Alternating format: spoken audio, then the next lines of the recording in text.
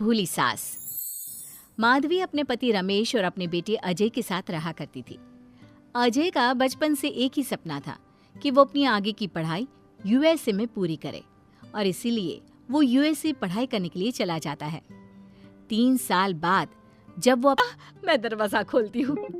माधवी जल्दी से जाकर दरवाजा खोलती है तो दरवाजे पर अजय के साथ एक लड़की को देखकर वो अजय से पूछती है, ये कौन है बेटा? माँ, ये ग्रेटी है। हम दोनों यूएसए में साथ ही पढ़ते थे और अब ग्रेटी इस घर की बहू है। क्या बहू?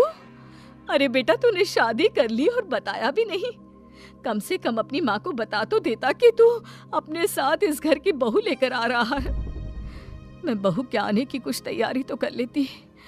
कोई बात नहीं बहू, यही रुक, मैं अभी तेरे लिए पूजा की थाल लेकर आती हूँ। मॉम, आप अपनी ये फॉर्मेलिटीज बाद में पूरी कर लेना। I'm so tired right now. आजा डार्लिंग, अपना रूम कहाँ है? कोई बात नहीं बहू, तुम पहले आराम कर लो, तब तक मैं तुम्हारे लिए चाय बना कर लाती हूँ। ग्रेटी अपनी सास की किसी भी बात का कोई जवाब नहीं देती और अपने रूम में जाकर सो जाती है। कुछ देर बाद माधवी अपने बहू बेटे के लिए चाय नाश्ता लेकर उनके कमरे में जाती है, जहाँ ग्रेटी अपनी सास से कहती है, अजय, अजय! क्या हुआ ग्रेटी? अपनी मॉम को बोलो कि अब ये जब भी हमारे कमरे में आए तो नॉक करके आए। आपसे मैं ऐसा ही करूंगी बहू। वो तो आज ही तुम दोनों आए हो तो मुझे लगा थक गए होंगे, इसलिए जल्दी जल्दी मैं ऐसे ही चाय नाश्ता लेकर आ गई। वो क्या है ना, अजय जब भी बाहर से आता है तो आते ही चाय मांगता है, बस इसीलिए मैं ना ये चाय यहाँ रख देती हूँ, पी लेना, अदरक वाली चाय है। ये बोलकर माधवी वहाँ से जाने लगती है। तभी ग्रेटी अपनी सास से कहती है, जाते हुए अपनी साथ अपनी ये चाय भी ले जाओ, क्योंकि अजय अब चाय नहीं पीता। हाँ माँ, जब से मैं यूएसए गया हूँ तब से मैंने चाय पीनी छोड़ दी है। अब एक काम करो, हम दोनों के लिए कॉफी ले आओ।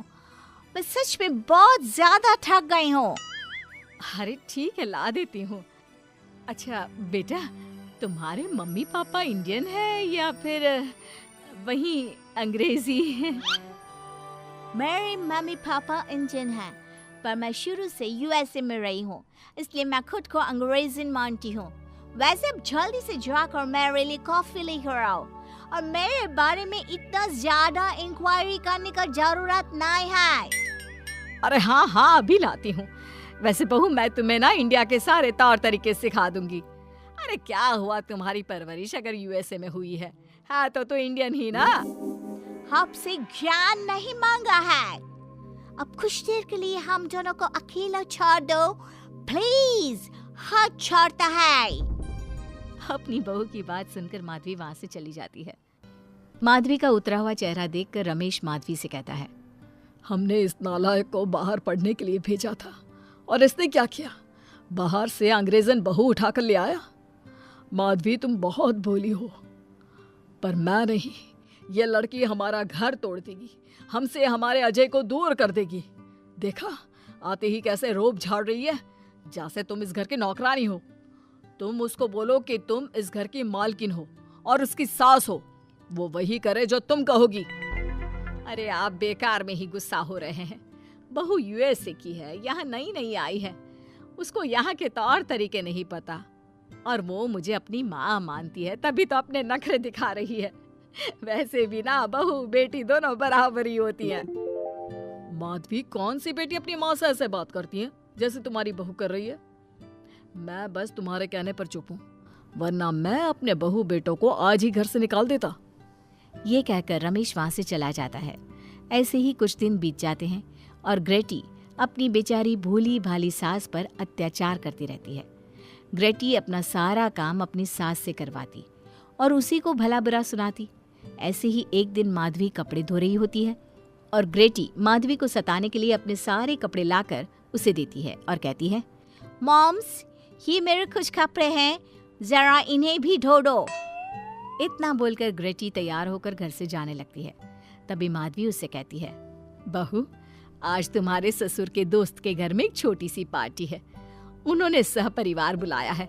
मैं चाहती हूँ कि तुम और अजय भी आज हमारे साथ वहाँ चलो और आज ना साड़ी पहना। मॉम, अभी मैं क्लब जा रही हूँ, रात को मुझे टाइम मिलेगा तो आपके साथ चली जाऊंगी, पर साड़ी बाड़ी नहीं पहनूंगी। ये कहकर ग्रेटी वहाँ से चली जाती है। शाम हो जाती है, सब ग्रेटी के घर आने का इंतजार करते हैं और इस वजह से कोई भी पार्टी में नहीं जा पाता। इंतजार करते करते रात के 12 बज जाते हैं। 12 बजे रात को ग्रेटी नशे की हालत में जख्मी घर आती है। अपनी बहू के सर और हाथ पर लगी चोट देखकर माधवी परेशान हो जाती है और जल्दी से फर्स्ट एड का बॉक्स लाकर अपनी बहू के सर पर पट्टी करती है। एक माँ की तरह प्यार करते हुए वो अपनी बहू से कहती है, बहू तुझे चोट कैसे लग गई बेटा? मैं घर आ रही थी, एक बाइक वाले से मेरी चक्कर हो गई।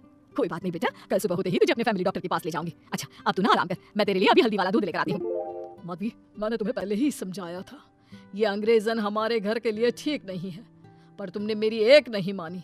अब देख लो, आज इस अंग्रेजन बहू की वजह से सारे मोहल्ले में हमारी नाक कट गई है। आज सब हम पर हंसते हैं और ये सब कुछ तुम्हारी वजह से हुआ है, तुम्हारी छूट की वजह से हुआ है। ये कहकर रमेश अपने रूम में चला जाता है, पर माधवी अपनी बहू की पट्टी करके उसे उसके कमरे में जाकर सुला देती है।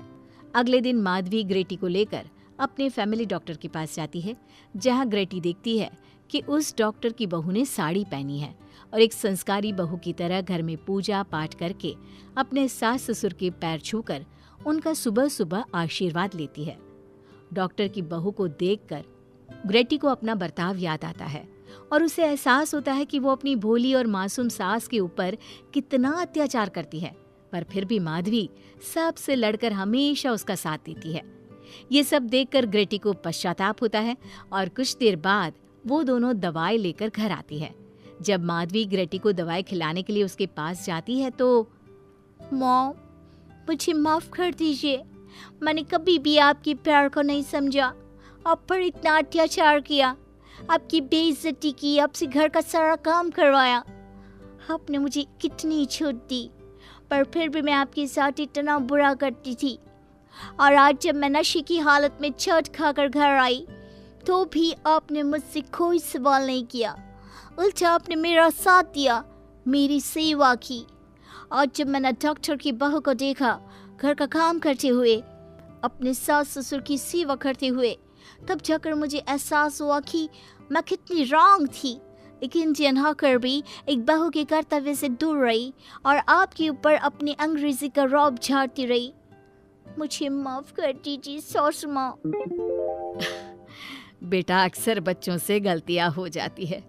ऐसे भी सुबह का भूला अगर शाम को घर आ जाए तो उसे भूला नहीं कहते बहू। और मुझे बहुत अच्छा लग रहा है ये देखकर कि मेरी अंग्रेजन बहू कितनी समझदार हो गई है।